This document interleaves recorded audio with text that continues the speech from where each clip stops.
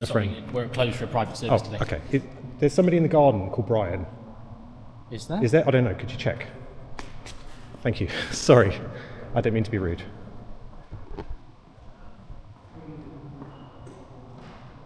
An ancient symbol of power and protection. You know it, but do you really know it?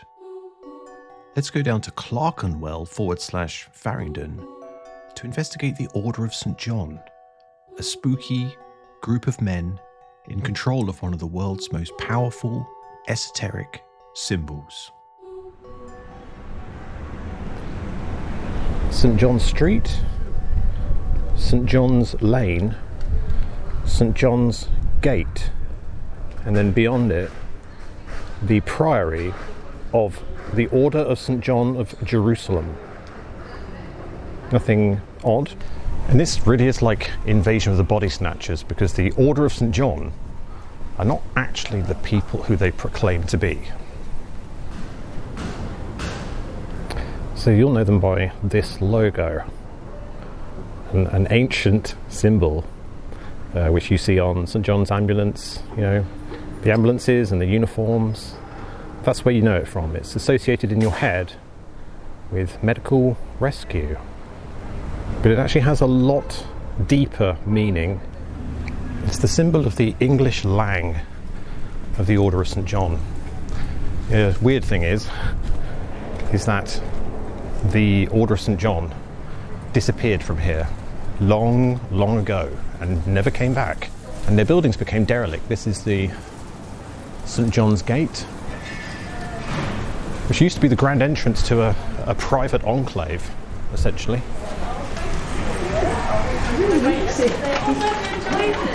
Okay, so what I've seen online, which is like a big room with a sort of checkerboard floor. And that would be the church. Oh, so you can't go in there. So what? All right. Okay. Cool. Thank you. You still go through the same transit. You're very cute, aren't you? Very cute. There's another one of their symbols, and a little explanation as well. So look at that. St. John's Gate. This building was the main entrance to the Grand Priory of the Order of the Hospital of St. John of Jerusalem. The original gatehouse was burnt down by Wat Tyler in 1381. The Order of the Hospital of St. John of Jerusalem resumed possession of this gate in 1873, but I would disagree with that, because the Order of St. John that took possession of this gate were not the original Order of St. John. No, the new Order of St. John was created by a fraternal group of men.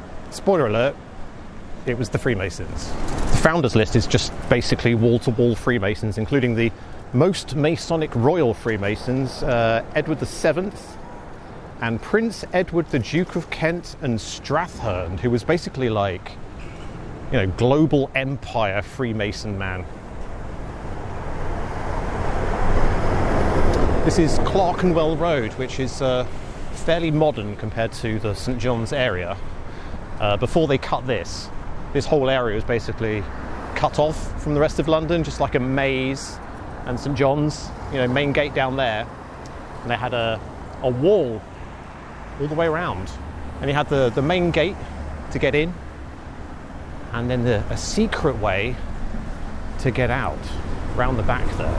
Jerusalem Passage, if you like, that sort of thing. Just look at that entrance, eh? If you ever wondered what a Masonic design looks like, it's right there. You got the window. There's always got to be a window, because that's in the description of Solomon's Temple. There was a window above the main entrance. The columns on this particular one is absolutely textbook. You've got the round ones forming the entrance, and then the square ones representing, you know, the further wall of the temple. And then you've got an arch through there, and it's all extremely Masonic. Big square with this magical, powerful symbol, which of course you recognise, and it's only by osmosis that we associate this with medical rescue. because this thing has roots in a whole different place. This is the most embellished version. This is called the Grand Cross of St John, and you can see on it the lions and the unicorns. That's the Victorian royal license, which was given to them in 1888, basically giving them authority to operate internationally on behalf of the Crown, and granting them, of course, diplomatic protection when entering foreign nations. So it's a shield in multiple different ways. Did you know in World War II that the British were transporting ammunition using hospital ships, because the symbol of the Red Cross and its association in our minds with medical rescue has enough power to radically change human behaviour. It basically pacifies them, stops them fighting, stops them acting, makes them question. It could give you a serious tactical advantage, as the British found out. Well, the Germans started destroying them anyway, and then propaganda on the BBC was telling everybody that Germans were evil because they were bombing hospital ships. This is the way that the mind is won. Of course, there's a chance that when we go inside, we find that it's not very Freemasony at all. Maybe it's not a place for the ancient brotherhood to, dress in cloaks and touch each other on bare skin with daggers. I do know for a fact that it's only open for private tours. But you may know by now that the way I work is that if the door is open, that means come on in.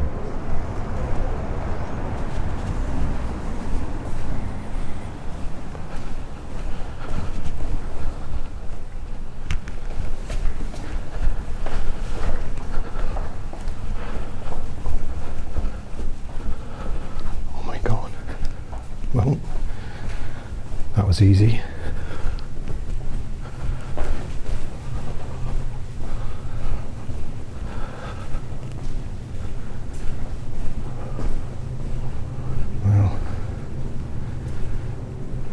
Look at these special chairs. Right, before I get kicked out, I've got to see the checkerboard pattern in the main hall.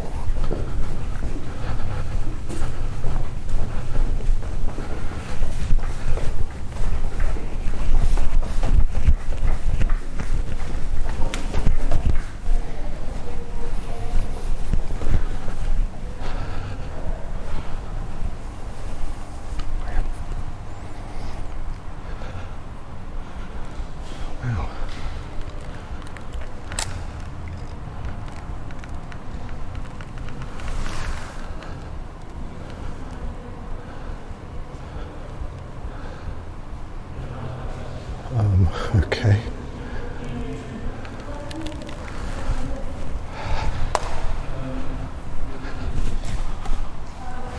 I was looking for Brian. Is he out the back? Oh. Well, I'm technically not part of the christening, if that's what you mean. I'm just looking for a friend. We're closed for a private service today. Okay. There's somebody in the garden called Brian. Is there? Is there? I don't know. Could you check? Thank you. Sorry. I don't mean to be rude.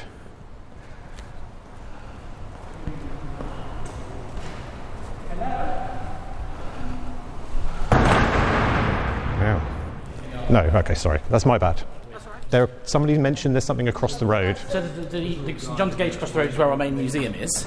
No, I'm not looking for the museum. Okay. It doesn't matter. Sorry. My bad. Okay. My bad. I didn't realise that there was something going on.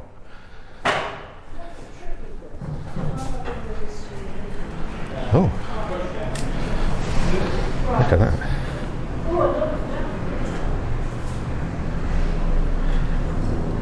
Escher. It's got some very beautiful things in here. We have some very beautiful.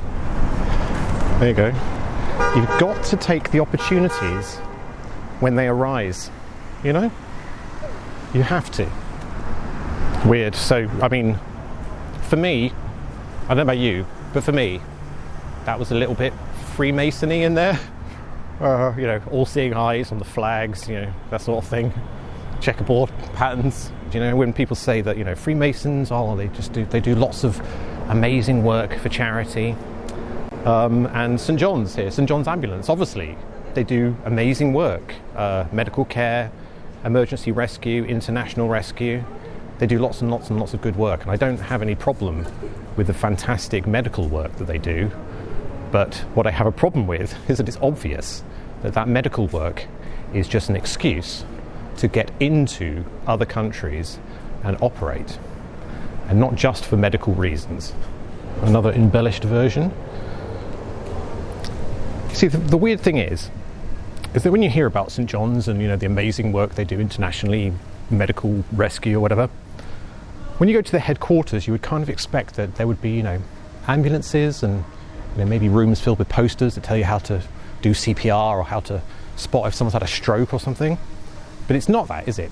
When you go to their headquarters, what you find are private underground chambers for ritualistic worship of, like, ancient mystery religions. And of course some ancient philosophy about protecting and expanding Jerusalem. Which brings us back to the logo of power. So what does this symbol really mean? It looks like 4 arrows pointing inwards, as if an emergency response will respond from all directions to the scene in the centre. I think that's what we subconsciously see. They say themselves that their shape has 8 points, not 4. And the 8 points each have a different symbolic meaning based on the principles of their order. And the 8 points with the lions and the unicorns are spreading outwards to the wider world. But that makes sense, right? International rescue responding outwards to anywhere, fine. They're spreading out from home base to the wider world. But where is home base? What is this in the centre? Is this England? No. This is Jerusalem. The clue's in the name. The Order of the Hospital of St John of Jerusalem. And there's more. Having a bit of Masonic knowledge helps because, you know, these guys, they like squares, right angles to be exact. The ancient version is far more tapered, but their version has clear squares. And this is actually mystical geometry in terms of how the archetypes of your subconscious reads it.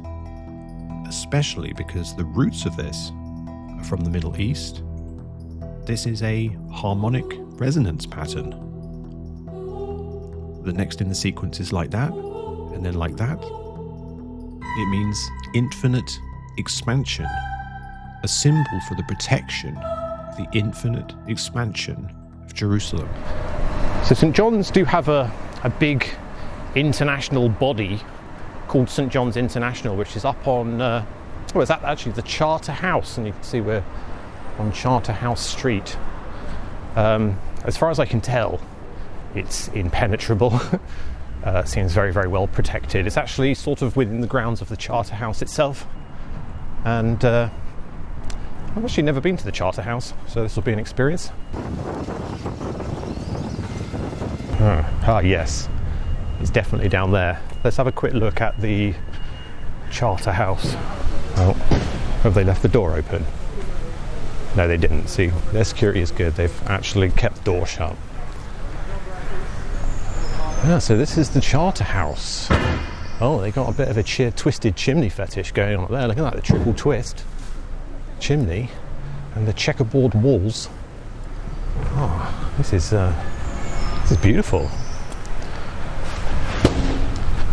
Wow, nice. Oh, here we go. Oh my God, the Charterhouse is really what's the word? It's spooky. The word is spooky. Their main shield in the centre, and look, these dogs on the side. I mean, this is borderline, but wow, look at that. I guess because the tower's nearly fallen down, they built this like enormous foundation thing here. Wow. I guess there's something in here. Hello. I don't really know what this is, or is there a museum here? People live here. It's been going for about 400 years. And Oh. then earlier its history was a monastery. Is it a museum? Well, no, people live here. So there's Oh. an old Tudor house there. Oh. And for that you need to buy a ticket, go on a tour. Yeah, yeah. The morning tour is fully booked now, but Okay. there is one in the afternoon if you fancy it. Just on Saturdays, or? No, Tuesday to Saturday. Tuesday The to Saturday, museum and okay. chapel are open free of charge though, so do feel free to have a look. All right, great, thank you. So you're doing this all again? Yes, that's all right. It's not like that's not sorry, but you used to do on Saturdays. Just auditing the chair.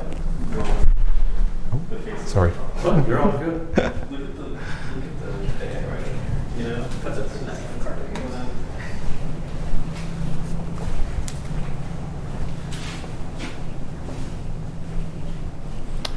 Yeah, museums like this are totally pointless because they only tell you what they want you to know. They're not going to give you any hints that there was ever anything spooky going on. Oh. Oh, talking of cloaks and daggers. The Carthusian habit. Wow.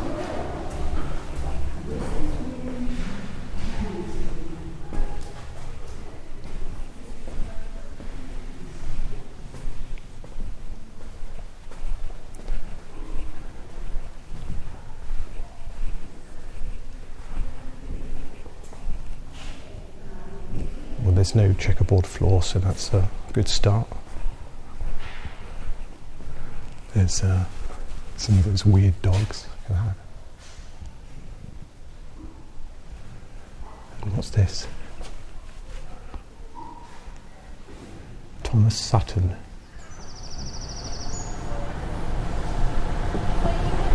Ah, the flinty checkerboard.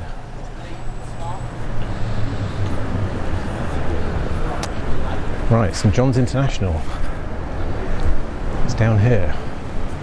Here we go, look.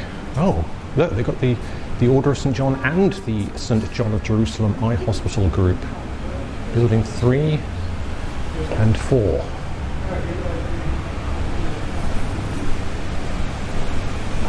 Wow.